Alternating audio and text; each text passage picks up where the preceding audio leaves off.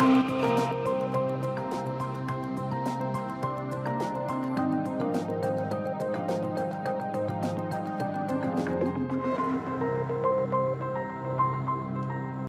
Ortho Ayurvedic oil and capsule, अब दर्द भी घुटने टेकेगा।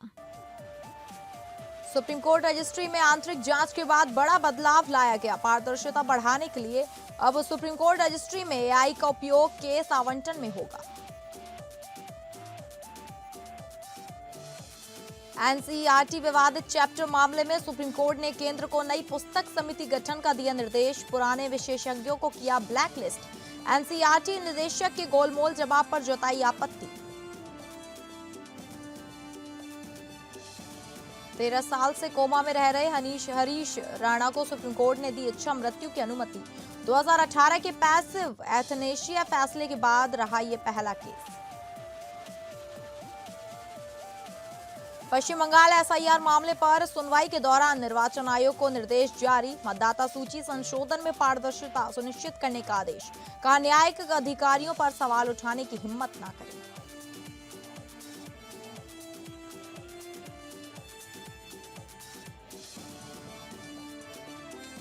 नमस्कार, आप सभी का स्वागत है कोर्ट्स दिस वीक में और मैं हूं आपके साथ अंकिता सिंह। अगले आधे घंटे हम आपको सुप्रीम कोर्ट, हाई कोर्ट्स और तमाम निचली अदालतों की अहम केसों पर जानकारी देंगे। तो शुरू करते हैं कोर्ट्स दिस वीक।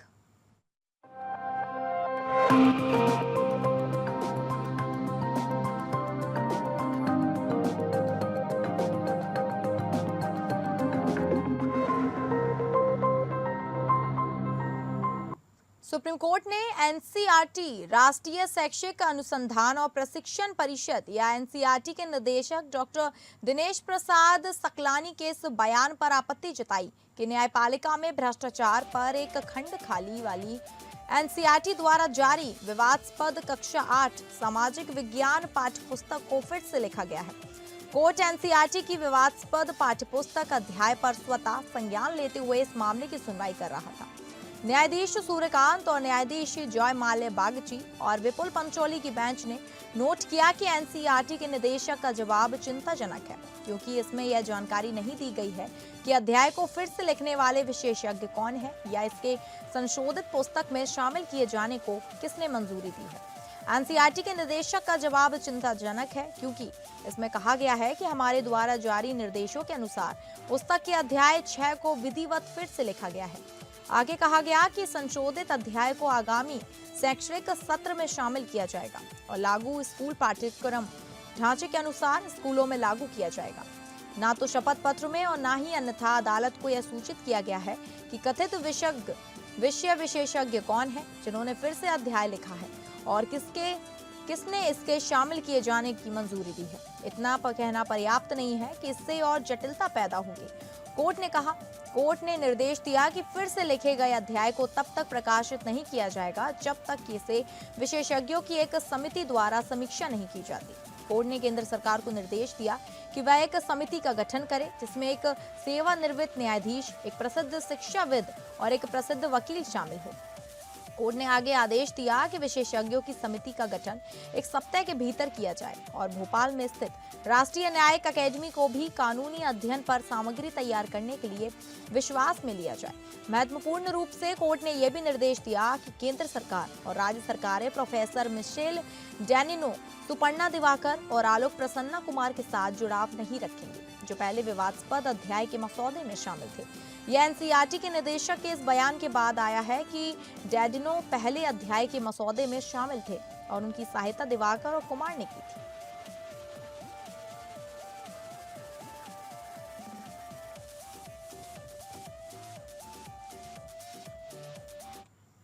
गाजियाबाद के हरीश राणा को सुप्रीम कोर्ट ने पैसिव यूथेनेशिया यानी इच्छा मृत्यु की इजाजत दे दी है। यह देश में पहला ऐसा केस है जहां इच्छा मृत्यु की अनुमति दी गई है। 13 साल से अचेत हरीश राणा की सांसें अभी चल रही हैं, लेकिन वह 2013 से जिंदा लाश की तरह बिस्तर पर है। सुप्रीम कोर्ट ने अपने फैसले में कहा कि उसके ठीक होने की कोई उम्मीद नहीं है। यह सिर्फ दुख को बढ़ाएगा और ठीक होने की कोई उम्मीद नहीं होगी। पिछली सुनवाई के दौरान सुप्रीम कोर्ट ने उनके घर वालों से बात भी की थी। 100% दिव्यांगता के शिकार हो चुके बेटे के ठीक होने की उम्मीद छोड़ चुके हरीश के पिता ने ही उसकी इच्छा मृत्यु देने की मांग की थी। सुप्रीम कोर्ट ने 31 वर्षीय हरीश राणा के लिए पैसिव यूथेनेशिया या जीवन समर्थन वापस लेने की अनुमति दी। वह 2013 से स्थायी वनस्पति अवस्था या कोमा में है। यह पहली बार है जब सुप्रीम कोर्ट ने व्यक्तिगत मामले में इस तरह का निर्देश दिया है। कोर्ट ने 2018 का फैसले में पैसिव यूथेनेशिया की अनुमति देने वाला कानून बनाया गया था। हरीश राणा अब 31 साल के हैं। वे चंडीगढ़ में अपने बीटेक की डिग्री की पढ़ाई के दौरान अगस्त 2013 में अपने पेइंग गेस्ट आवास की चौथी मंजिल से गिरने के बाद गंभीर मस्तिष्क चोट का सामना किया था।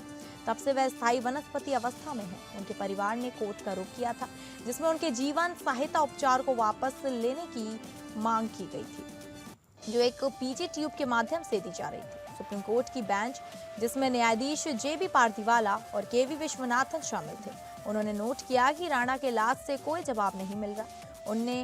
उसमें नींद जागने के चक्र हैं, लेकिन कोई अर्थपूर्ण बातचीत नहीं होती और वह आत्म देखभाल की सभी गतिविधियों के लिए दूसरों पर निर्भर है।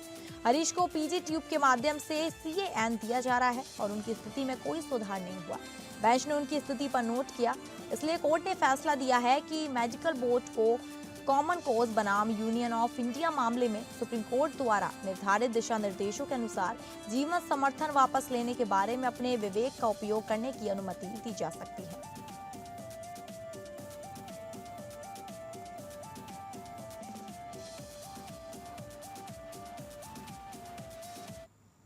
उन्नाव बलात्कार मामले में सुप्रीम कोर्ट ने CBI की याचिका में पीड़िता को सुने जाने की अनुमति दी है।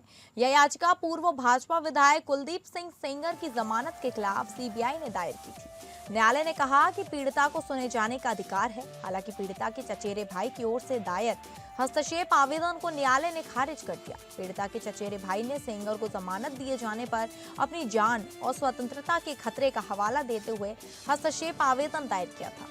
प्रधान न्यायाधीश सूर्यकांत और न्यायाधीश जय माल्या बागची की बेंच ने कहा कि आवेदक को CBI की याचिका में हस्तक्षेप करने के बजाय स्वतंत्र रूप से उपाय अपनाना चाहिए। बेंच ने पीड़ित के चचेरे भाई की याचिका को खारिज करते हुए कहा कि वह हाईकोर्ट में अपनी जान और स्वतंत्रता की रक्षा के लिए आवेदन कर सकता है। हालांकि बेंच ने पीड़िता को मामले में पक्षकार बनने की अनुमति दी, क्योंकि उसे सुनवाई में भाग लेने का अधिकार है। CBI की याचिका में आज सुनवाई नहीं हुई, क्योंकि सॉलिसिटर जनरल तुषार मेहता उपलब्ध नहीं थे। सेंगर के वकील ने जल्द सुनवाई की मांग की। प्रधान न्यायाधीश ने कहा कि जल्द ही सुनवाई की तारीख तय की जाएगी। CBI ने दिल्ली हाईकोर्ट के उस आदेश को चुनौती दी है, जिसमें सेंगर की सजा को निलंबित कर दिया गया था और उसे उन्नाव बलात्कार मामले में अपील के दौरान जमानत दी गई थी।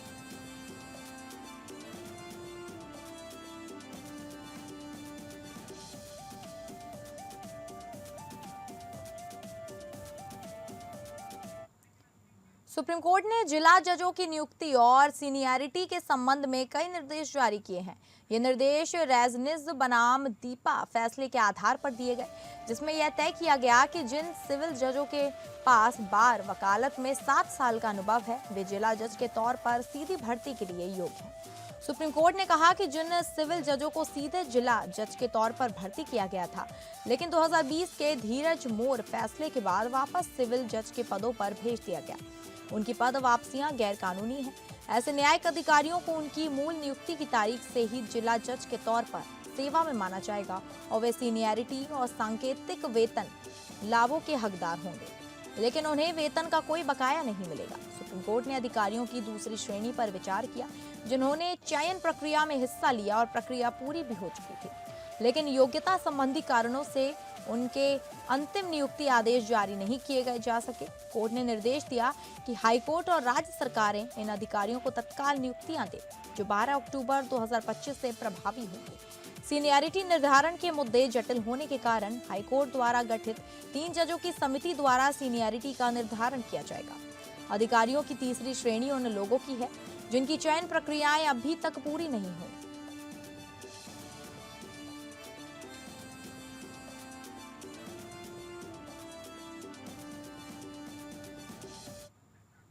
सुप्रीम कोर्ट ने यूनिफॉर्म सिविल कोड के समर्थन में अपनी राय व्यक्त की है। यह मामला मुस्लिम पर्सनल लॉ यानी शरीयत एप्लीकेशन एक्ट 1937 के प्रावधानों को चुनौती देने वाली एक याचिका पर सुनवाई के दौरान सामने आया। चीफ जस्टिस सूर्यकांत, जस्टिस जय माल्या बागची और जस्टिस आर महादेवन की बेंच ने कहा कि व्यक्तिगत कानूनों के कारण उत्पन्न होने वाली जटिलताओं से बचने के लिए यूनिफॉर्म सिविल कोड की आवश्यकता है। जस्टिस बागची ने कहा, व्यक्तिगत कानूनों को शून्य घोषित करने और एक शून्य पैदा करने के बजाय यह बेहतर है कि इसे विधायी बुद्धिमत्ता पर छोड़ दिया जाए, ताकि विधायिका एक समान नागरिक संहिता पर लागू कानून बना सके। चीफ जस्टिस सूर्यकांत ने जस्टिस बागची की राय से सहमति व्यक्त की और कहा कि उत्तर जैसा ही सही कहा गया है। यूनिफॉर्म सिविल कोड है। याचिकाकर्ताओं ने तर्क दिया था कि मुस्लिम पर्सनल लॉ शरीयत एप्लीकेशन एक्ट 1937 के प्रावधान मुस्लिम महिलाओं के साथ भेदभाव करते हैं, विशेष रूप से उत्तराधिकार के मामले में। हालांकि कोर्ट ने कहा कि यदि इस कानून को निरस्त कर दिया जाता है तो एक विधायी शून्य पैदा हो।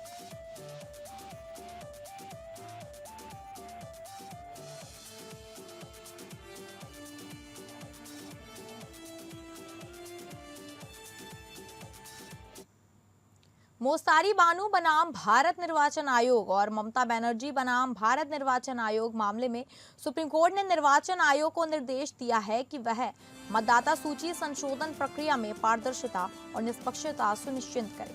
कोर्ट ने कहा कि मतदाताओं के अधिकारों की रक्षा करना आवश्यक है, खासकर जब वे मामूली त्रुटियों के कारण मताधिकार से वंचित हो सकते हैं। ममता बनर्जी बनाम निर्वाचन आयोग और अन्य के मामले में सुप्रीम कोर्ट ने निर्वाचन आयोग को नोटिस जारी किया है और मामले में आगे की सुनवाई के लिए सूचीबद्ध किया है। कोर्ट ने कहा कि मतदाता सूची की सटीकता महत्वपूर्ण है, लेकिन यह मतदाताओं के मताधिकार को वंचित करने की कीमत पर नहीं होनी चाहिए। सुप्रीम कोर्ट ने पश्चिम बंगाल में एसआईआर के लिए नियुक्त न्यायिक अधिकारियों के समक्ष दावों की लंबता को लेकर दायर कुछ आवेदनों पर कड़ी आपत्ति जताई। सीजेआई सूर्यकांत और जस्टिस जयमाल्या बागची की बेंच ने कहा, कोर्ट न्यायिक अधिकारियों की निष्पक्षता पर सवाल उठाने की अनुमति नहीं देगा। उन्होंने कहा, आपका आवेदन समय से पहले और यह दर्शाता है कि आपको भरोसा नहीं है। आपने ऐसे आवेदन दायर करने की हिम्मत कैसे की? कोई भी न्यायिक अधिकारियों पर सवाल उठाने की हिम्मत ना करे। मैं भारत के प्रधान न्यायाधीश के रूप में इसे बर्दाश्त नहीं करूंगा। निर्वाचन आयोग ने 2026 के पश्चिम बंगाल विधानसभा चुनाव से पहले मतदान सूची का विशेष तीव्र संशोधन शुरू किया था। पिटिशनर ने आरोप लगाया था कि इस प्रक्रिया के कारण बड़ी संख्या में मतदाताओं के नाम हटाए गए हैं या हटाए जाने का खतरा है और 1 करोड़ से अधिक मतदाताओं को सत्यापन के लिए नोटिस जारी किए गए थे। कोर्ट ने अंतरिम प्रक्रियात्मक निर्देश जारी किए हैं, जिनमें शामिल है, पहला है, अधिकारियों को स्थानीय स्तर पर विसंगति सूचियां प्रदर्शित करनी चाहिए। दूसरा है, मतदाता सत्यापन सुनवाई में भाग लेने के लिए प्रतिनिधियों को अधिकृत कर सकते हैं। तीसरा है, सत्यापन प्रक्रियाओं के पालन के लिए अतिरिक्त समय दिया गया है। चौथा है, निर्वाचन आयोग को विसंगतियों के लिए नोटिस जारी करते समय संवेदनशीलता से कार्य करने का निर्देश दिया गया है। कोर्ट ने कहा कि निर्वाचन आयोग को मतदाता सत्यापन के दौरान पारदर्शिता, निष्पक्षता और पहुंच सुनिश्चित करनी चाहिए। मामले पर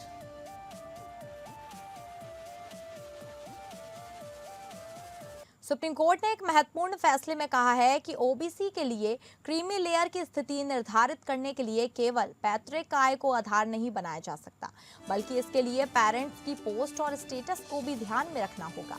जस्टिस पीएस नरसिम्हा और जस्टिस आर महादेवन की बेंच ने यह फैसला देते हुए कहा कि केंद्र सरकार ने गलत तरीके से आय संपत्ति परीक्षण को लागू करके उम्मीदवारों को गैर क्रीमी लेयर से बाहर कर दिया है।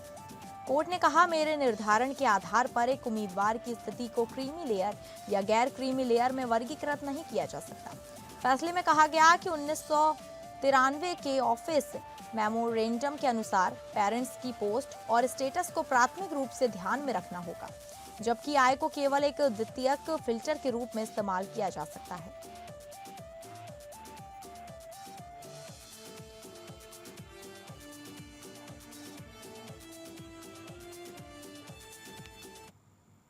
सुप्रीम कोर्ट में एक बड़ा बदलाव होने जा रहा है, जहां अब केसों की लिस्टिंग और बेंच आवंटन में मानव हस्तक्षेप को खत्म करने के लिए आर्टिफिशियल इंटेलिजेंस का उपयोग किया जाएगा। यह निर्णय मुख्य न्यायाधीश सूर्यकांत ने लिया है, जो इस प्रक्रिया को अधिक पारदर्शी और निष्पक्ष बनाना चाहते हैं। वर्तमान में केसों का आवंटन मुख्य न्यायाधीश द्वारा किया जाता है, जो कि एक विवादास्पद प्रक्रिया है, लेकिन अब एआई संचालित सॉफ्टवेयर इस प्रक्रिया को संभालेगा। जिससे मानव त्रुटि और पक्षपात की संभावना कम हो। यह बदलाव सुप्रीम कोर्ट के रजिस्ट्री में एक आंतरिक जांच के बाद आया है, जिसमें 2 बड़ी खामियां पाई गई। एक, रजिस्ट्री अधिकारियों की लंबे समय से चली आ रही पदस्थापना, और 2, पुरानी तकनीकी संरचना को प्रशासनिक त्रुटियों को छुपाने में मदद करती है। इस बदलाव के साथ ही सुप्रीम कोर्ट के रजिस्ट्री में बड़े पैमाने पर अधिकारियों के तबादले किए गए, ताकि वर्षों से चली आ रही पदस्थापना और अक्षमता को खत्म किया जा सके। एक और दौर के तबादले इस महीने के अंत तक होने की संभावना है। इस बदलाव का एक कारण एक बड़ा मामला था, जिसमें उत्तर प्रदेश गैंगस्टर और असामाजिक गतिविधियों यानी रोकथाम अधिनियम 1986 को चुनौती दी गई थी। इस मामले में एक ही तरह की याचिका को 2 बार अलग अलग बेंचों के सामने लाया गया था, जिससे मुख्य न्यायाधीश सूर्यकांत ने इस प्रक्रिया की जांच करने का निर्णय लिया। इस बदलाव से सुप्रीम कोर्ट की कार्यप्रणाली में एक नया अध्याय शुरू होगा, जो अधिक पारदर्शी, निष्पक्ष और तकनीकी रूप से उत्पन्न होगा।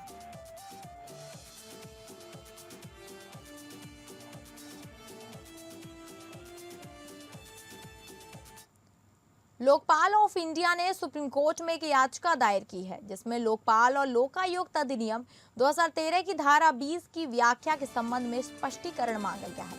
यह याचिका टीएमसी सांसद महुआ मोत्रा के मामले में दिल्ली हाईकोर्ट के दिसंबर 2025 के फैसले के बाद दायर की गई, जिसमें लोकपाल के आदेश को रद्द कर दिया गया था, जिसने सीबीआई को मोइत्रा के खिलाफ चार्जशीट दाखिल करने की अनुमति दी थी। लोकपाल ने अपनी याचिका में दिल्ली हाईकोर्ट के फैसले को चुनौती दी है, जिसमें कहा गया कि लोकपाल की धारा 20 की व्याख्या गलत है। लोकपाल का तर्क है कि अधिनियम में 2 अलग अलग चरणों में मंजूरी देने का प्रावधान है। पहला, जांच एजेंसी को चार्जशीट दाखिल करने की अनुमति देने के लिए, और दूसरा, मुकदमा चलाने के लिए मंजूरी देने के लिए। दूसरी ओर दिल्ली हाईकोर्ट ने कहा कि अधिनियम में केवल एक ही मंजूरी का प्रावधान है, और इस आधार पर लोकपाल के आदेश को रद्द कर दिया जाता है। लोकपाल ने अब सुप्रीम कोर्ट से इस मामले में स्पष्टीकरण मांगा है, जिसमें यह सवाल उठाया गया कि क्या आरोपी लोक सेवक को दोनों चरणों में मंजूरी देने से पहले सुना जाना आवश्यक है। सुप्रीम कोर्ट ने इस मामले में सुनवाई करते हुए कहा कि वह इस मुद्दे पर व्यापक रूप से विचार करेगा और लोकपाल की शक्तियों और कानूनी प्रतिबंधों को नष्ट करेगा। कोर्ट ने यह भी स्पष्ट किया कि मोइत्रा के खिलाफ जांच अभी रुकी नहीं गई है और लोकपाल को हाईकोर्ट के निर्देश का पालन करने की आवश्यकता नहीं है।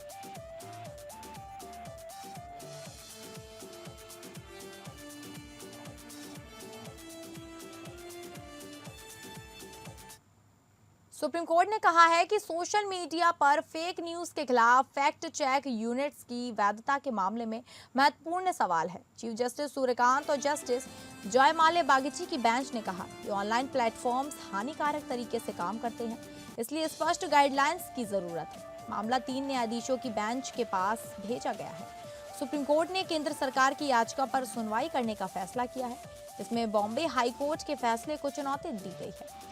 हाईकोर्ट ने आईटी नियमों के उन प्रावधानों को रद्द कर दिया था जो केंद्र सरकार को फैक्ट चेक यूनिट स्थापित करने का अधिकार देते हैं। गौरतलब है कि 2023 में आईटी नियमों में संशोधन किया गया था, जिसके अनुसार यदि किसी सोशल मीडिया प्लेटफॉर्म पर मौजूद सामग्री को सरकार की फैक्ट चेक यूनिट फर्जी घोषित करती है और प्लेटफॉर्म उसे हटाने में विफल रहता है, तो उस प्लेटफॉर्म को मिलने वाला सेफ हार्बर संरक्षण समाप्त हो सकता है।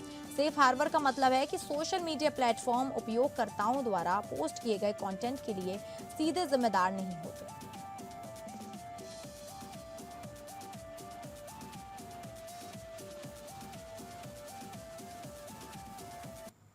तो फिलहाल कोर्स इस वीक में बस इतना ही। नमस्कार।